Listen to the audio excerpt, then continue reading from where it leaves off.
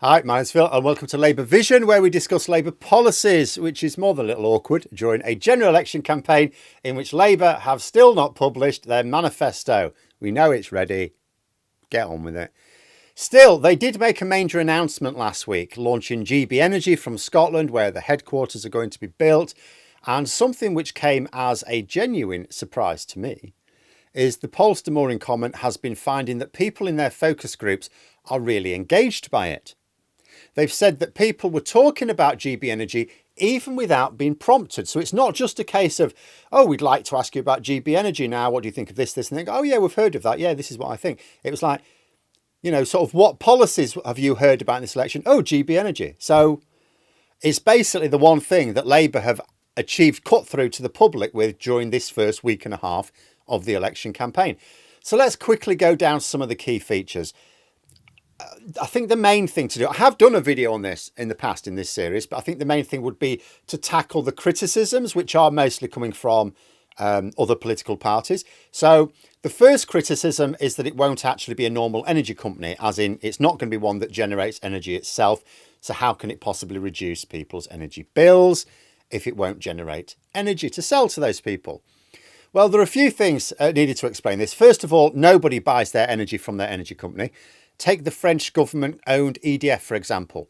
They generate energy in the UK from a variety of sources, but EDF customers do not buy that energy from them. All the energy produced goes onto the national grid, and we draw our energy from that. So regardless of who your energy company is, you're not just using their energy, you're using the energy generated by all of them at once. This is not widely understood, which is why people were confused couple of years ago when their bills went up in the wake of the full-scale invasion of Ukraine. But my energy company says that it produces all of its energy from renewable sources. Why is my bill double like everyone else's? Because even if your energy company really does only use renewable energy, that's not the energy you're getting. We all draw from the national grid and all energy generated feeds into it. And the price of energy is fixed to make sure that the most expensive form of energy production can turn a profit. And the most expensive form of energy generation in the UK is from fossil fuels.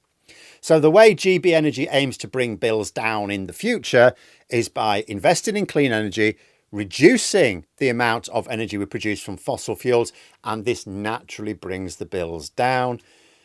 Second criticism is that the plan is unfunded.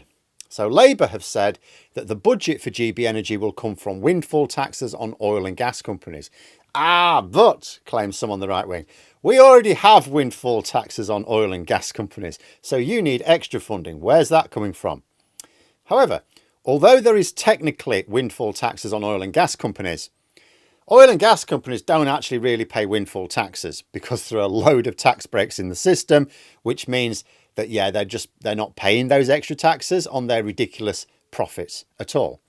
Labour have said they are going to remove a load of those tax breaks as well as increase the rate of the windfall tax as well anyway. So it is funded. Third criticism, not from the right wing this time, but from unions and the SNP, is that refusing to grant new oil and gas licences will threaten jobs in the industry. Labour argue that the current licences will be providing those jobs for decades to come, and that their push towards a green economy will create better jobs than the ones they're replacing. And it doesn't have to happen overnight because the jobs in the oil and gas industry are not being threatened overnight. Labour's argument is that where coal went wrong in the UK is it was phased out without a plan for the future. They have a plan. They are not reducing jobs in oil and gas in isolation. They are shifting those workers to clean energy and other green technology projects. Final criticism is from the likes of the Green Party, who have the opposing view, who say the stated investment should be even more. Very probably. But the investment promised is a starting position. It's an election promise. There is absolutely nothing to stop Labour increasing it if budgets allow.